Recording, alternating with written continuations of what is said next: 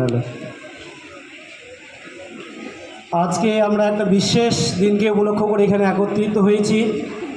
এর আগেও স্কুলে অনেক অনুষ্ঠান হয়েছে ঠিকই, কিন্তু আজকের উদ্দেশ্যটা একটু অন্যরকম। আজকে আমরা আমাদের পিছনে দেখতে পাচ্ছি যে অভিভাবক এবং অভিভাবিকা সম্মেলন। আজকে আপনাদেরই গুরুত্বটা বা ভূমিকাটা বেশি থাকার কথা।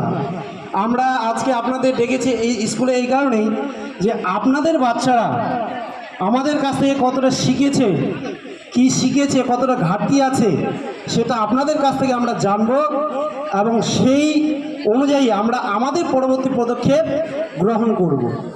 আশা রাখবো আপনারাও আপনাদের মধ্য থেকে এখানে এসে কিছু ফিডব্যাক দেবেন এবং আমরা সেগুলা শুনবো বা কালেক্ট করে পরবর্তী স্টেপ আমরা নেব।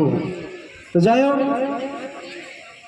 আজকে প্রথম পর্যায়ের পরীক্ষার ফলাফল প্রকাশ করা হবে।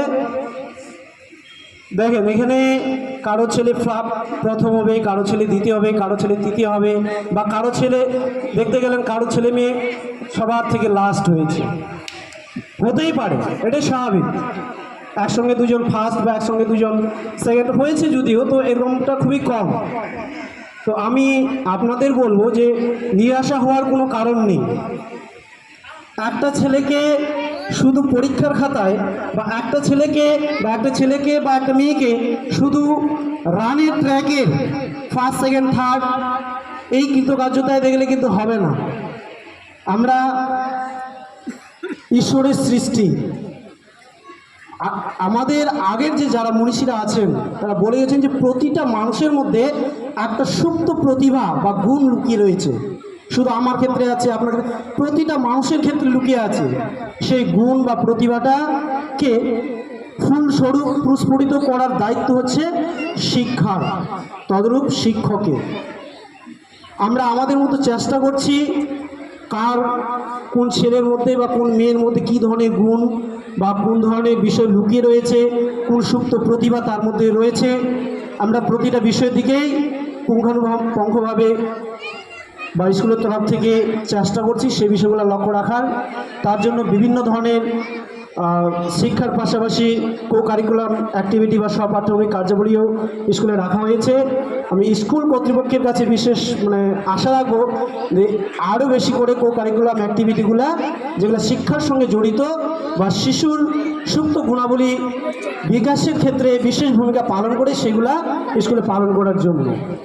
আপনারা স্কুলে হয়তো এর আগে দেখেছেন যে স্কুলে প্রোগ্রাম হয়েছে, অনুষ্ঠান হয়েছে, সেখানে অনেকে নাচ গান অভিনয় বিভিন্ন পারফরমেন্স করে, খুব ভালো দিক। হ্যাঁ, একটা ছেলে বা একটা মেয়ে পড়াশোনায় ফার্স্ট হয়েছে, কারো ছেলে বা মেয়ে ভালো নাচ করতে পারে, কারো ছেলে বা মেয়ে ভালো খেলতে পারে। সব কিছু নিয়েই আমাদের জীবন। শুধু আমি ভালো পড়ে গেলাম, পড়ে আমি ফার্স্ট হলাম, কিন্তু আমার মধ্যে যে আরও অন্যান্য আনুষঙ্গিক গুণাবলী বিকাশ হওয়ার দরকার ছিল সেগুলো পরিপূর্ণভাবে বিকাশ হয়নি। তাহলে কিন্তু আমি পূর্ণ বা সম্পূর্ণ মানুষরূপে সমাজে নিজেকে প্রতিষ্ঠিত করতে পারবো না। যাই হোক, আমরা এই গ্রামাঞ্চলে বেশিরভাগ মানুষই কৃষিজীবী। আমি একজন কৃষকের ছেলে। আমরা যেমন ফসল করি, একটা ছোট্ট চারা বীজ মাটিতে পুঁতি, সেখান থেকে একটা ছোট্ট গাছ বেরোয়, সেটাকে অতি যত্ন সহকারে আমাদের মানুষ করতে হয়। সার বীজ জল দিয়ে যথাসময়ে তার পরিচর্যা করতে হয়, তবেই সেটা বড় হয়ে ফল দেয়। তো আমাদের কাছে সন্তান যার যাই থাক, মেয়ে হোক ছেলে হোক, সবাই সন্তান, তারাও সেইরূপ একটা ছোট্ট চারা গাছ। তারা একটা সম্পূর্ণ নতুন পরিবেশে এসে জন্মগ্রহণ করেছে। তাদের মধ্যে এই পৃথিবীর সম্পর্কে ধারণা খুবই কম, তারা কিচ্ছুই জানে না। তাদেরকে শেখাতে হবে, বোঝাতে হবে, ভালো গুণাবলীগুলি তাদের মধ্যে আমাদের সঞ্চালন করতে হবে, তবে আমরা তাদের পরিপূর্ণ মানুষ রূপে গড়ে তুলতে পারবো এবং তাদের কাছ থেকে আমরা পরবর্তীকালে ভালো ফল বা ভালো ব্যবহার আশা করতে পারবো। এবার একটা গাছ আমি লাগিয়ে দিলাম, গাছের প্রতি আমি যত্ন নিলাম না, ঠিক মতো তাকে সার দিলাম না, জল দিলাম না, পরিচর্যা করলাম না, সেই গাছটা কি বাঁচবে? নিশ্চয়ই বাঁচবে না। কিছুদিন পর সেটা মারা যাবে। সেইরূপ আমরা যদি আমাদের সন্তানদের সঠিকভাবে পরিচর্যা না করি, উপযুক্ত শিক্ষায় শিক্ষিত করতে না তুলতে পারি, সেই গাছটা কিন্তু বিষবৃক্ষে পরিণত হবে। এই কারণে আপনাদের প্রতি আমার বিশেষ অনুরোধ, মানুষ রূপে আমরা এসেছি, আমাদের যে সন্তান সন্ততি রয়েছে তাদের প্রতি আমাদের বিশেষ যত্ন নিতে হবে, তাদেরকে ভালো শিক্ষায় শিক্ষিত করে তুলতে হবে। এর জন্য আপনারা স্কুলে পাঠিয়েছেন, খুব ভালো কথা। এবার স্কুলে পাঠিয়ে দিয়েই যে আপনাদের দায়িত্ব শেষ তা কিন্তু নয়, আপনাদেরও অনেক দায়িত্ব রয়েছে। আমরা স্কুলে বাচ্চাকে পাঠিয়ে দিলাম, এবার স্কুলে এসে বাচ্চারা আদৌ কি শিখলো না সেই খবরটা আপনাদের রাখতে হবে। এবার স্কুলে অনেক বাচ্চা আছে গাড়িতে আসে, অনেক বাচ্চা আছে নিজে সাইকেল নিয়ে আসে। এবার যে বাচ্চাটা নিজে আসে স্কুলে হেঁটে, সে জিনিসটা আপনাদের লক্ষ্য রাখতে হবে। সে যারই বাচ্চা হোক, স্কুলের ড্রেস পরে ইউনিফর্ম পরে যদি কারো চোখে পড়ে যে রাস্তায় ওই বাচ্চাটি স্কুলে না গিয়ে রাস্তায় খেলছে বা দাঁড়িয়ে আড্ডা দিচ্ছে বা কোনো খারাপ কাজ করছে, তাহলে অবশ্যই আপনাদেরও একজন গার্জেন হিসেবে আপনাদের সেই দায়িত্বটা বর্তায় যে আপনাদেরকেও সেই বাচ্চাটাকে স্কুলে পাঠিয়ে দেওয়ার বা স্কুল অভিমুখী করে তোলার।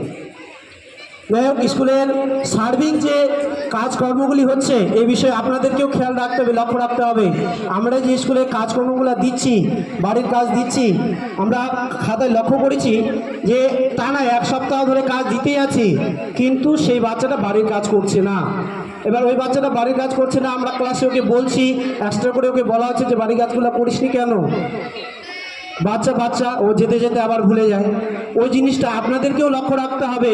ডেইলি যে ওই স্কুল থেকে বাড়িতে যাওয়ার পর ওর স্কুল ব্যাগ আপনাদেরকেও চেক করতে হবে যে প্রতিটা বই ওর ঠিকঠাক আছে কিনা, খাতায় ও ঠিকঠাক কাজ করেছে কিনা, বা কাজ ছেলেটা করে নিয়ে আসছে স্কুলের মাস্টার দেখেনি, ওই জিনিসটাও আপনাদের লক্ষ্য রাখতে হবে। স্কুলের নাম্বার আপনাদের সবার কাছেই আছে, হয়তো কোনো সমস্যা হলে আপনাদের জানাতে হবে। এই যে বিষয়গুলোর দিকে আপনাদেরকে লক্ষ্য রাখতে হবে। যাই হোক, আরও অনেক কথাবার্তা ছিল। এবার আমি যদি সব কথাই বলি, আমার পরবর্তী শিক্ষকরা আছে তারাও কিছু কথা বলবে, এ বলে আমি আমার ক্ষুদ্র বক্তব্য শেষ করছি।